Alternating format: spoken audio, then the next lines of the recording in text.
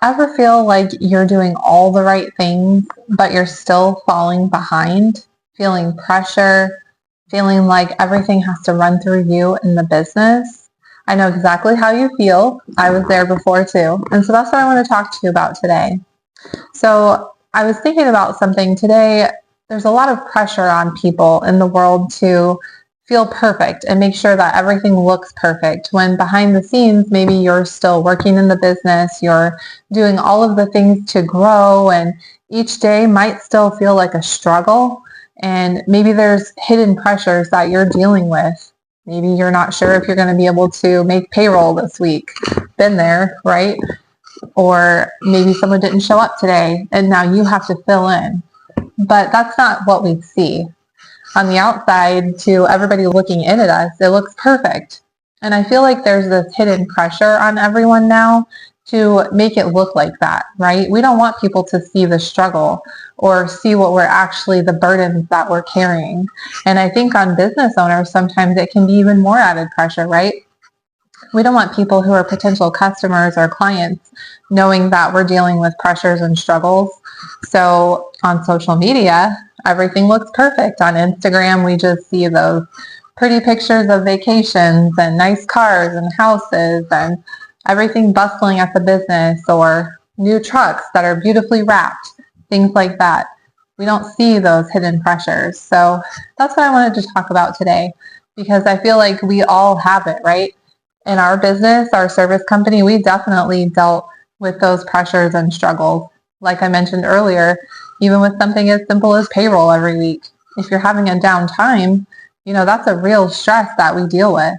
Or maybe there's a truck repair that is more expensive and costly than you thought it would be. Now there goes all your profits for the month. So these are pressures that we can deal with. And it can make us feel like we're losing momentum in the business, right?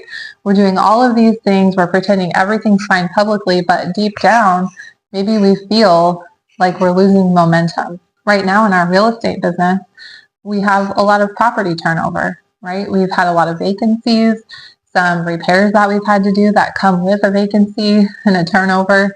That's a lot of stress on somebody that we're dealing with. We're not getting as many leads coming in as we would like, or there's lots of pressure and other things. And it can maybe make us feel a temptation to panic and stop doing those things. I deal with that if I'm having a lot of stress and anxiety from the business.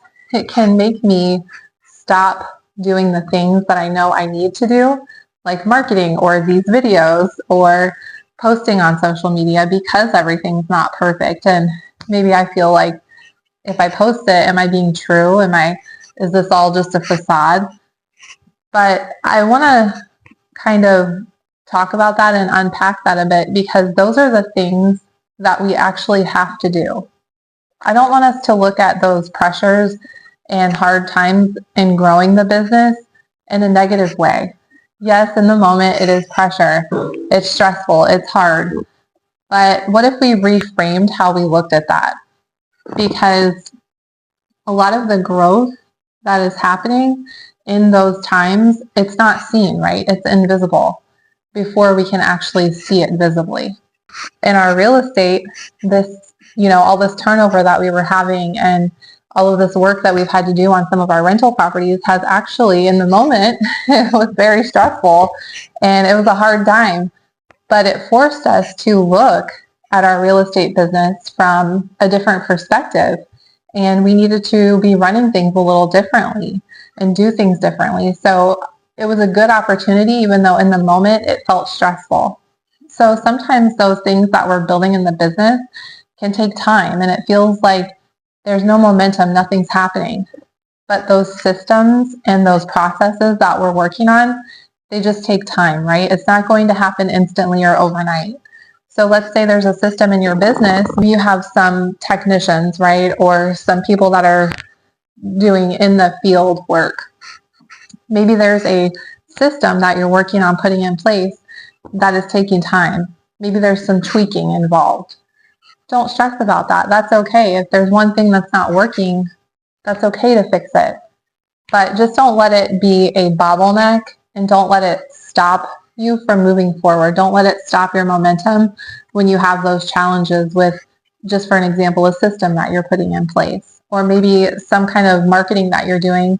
Maybe you have some ads that are running and maybe they're not yielding any returns right now. That's okay. Take that time to revamp, to change it. Leadership requires emotional maturity, right? So if you're a new business owner, you've never been a leader before, right? So how many people started a business and had never had any management experience, right? Never led a team, never did any of that, right? That leadership that you're going to have with employees and team members is going to take some time for you to build that maturity, because to lead them at a high level, you have to be reading books, you have to be doing some self-development and growing yourself. So that also takes time. So a lot of these things that can make us feel like we're losing momentum or just it's not happening, maybe it is, and it's just invisible, right? It hasn't become visible for us yet. What I want you to do is protect your emotions before strategy, okay? So grow in your emotional maturity. For every problem that happens in the business, let's not have a big explosion of emotions, right? Maybe there's an upset client or somebody lost a big sale that you were counting on. Let's take a minute, reframe it, pause, and think about how we can deal with this in an emotionally mature way as leaders, where we're not going to lose momentum with our team or with a client or with a system that we're trying to put in place. So maybe it's a new sales system, for instance, that you're trying to put in place with someone else taking care of a client and a big sale, and they don't handle it the way that you wanted them to. Well, let's not blow up and let's not have this big emotional outburst because it didn't work. It's okay if these things take time and it's not perfect the first time or the second time. One thing that can happen is that we lose our consistency, and I'm guilty of it, because this past year with some of the pressures that we were dealing with, especially from our real estate or whatever it was, I lost consistency.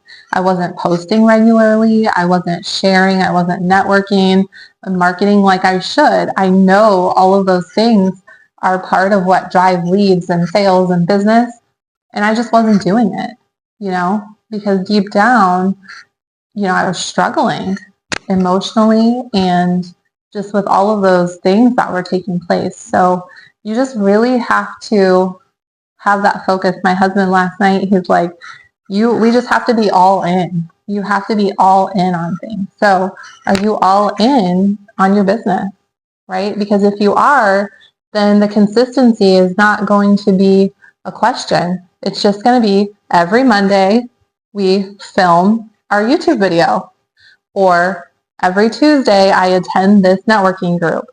Every Wednesday we send out an email newsletter to our client base.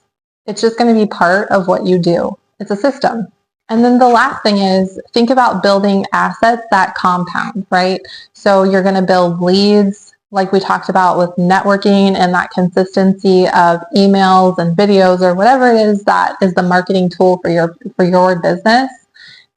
Build those things that are going to be a constant driver for success and leads coming into your business. So figure out what that is and then keep building on it. Is there one thing that's really working? Okay, let's double down on that one and keep that one going. What else can we do in that area to make that compound and keep having more of a return for us? And the last thing I want to leave you with is just to remember that you don't need everything to work perfectly this week, right? You just need to not quit. And as I say that, it's hitting home a little bit emotionally for me, because this is a real scenario that business owners deal with. I see it all the time, when we're working with business owners, they get so frustrated because they've been working and working and working, and one thing happens and they feel like they're back at square one, right? They've put in all this work, they've put these systems in place, and then somebody quits or something breaks or something happens, right? I remember this one time in our business, our phone number got stolen or hacked, and I remember feeling like, oh my goodness, like, what are we going to do? This is our livelihood. This is how people call and schedule appointments with it's all over our vans. It's on every brochure, all over marketing. Like, how on earth are we going to tell people, that they shouldn't call that number anymore? We have to get that number back. And it was really it felt like a big setback for us. But we just had to reframe it and look at it differently, right? Thankfully, my husband was able to figure out what to do, forwarding the number or whatever. I don't know why I just thought of this situation, but I do remember in that moment thinking, like, this is the end. Oh my gosh, what are we going to do? We're going to lose so much business. But I guess the point is that not everything's going to work every single time or every single week. Everything's not going to go perfectly, and that's okay. But it doesn't mean that we quit doing it. Just because your email this week got a 2% open rate versus 40% that you're used to, or nobody clicked on your link this week, it doesn't mean that you should stop, right? It just means that this wasn't the one for them. Let's keep going. So everything doesn't have to work perfectly right now or today or this week, but just don't quit and don't give up.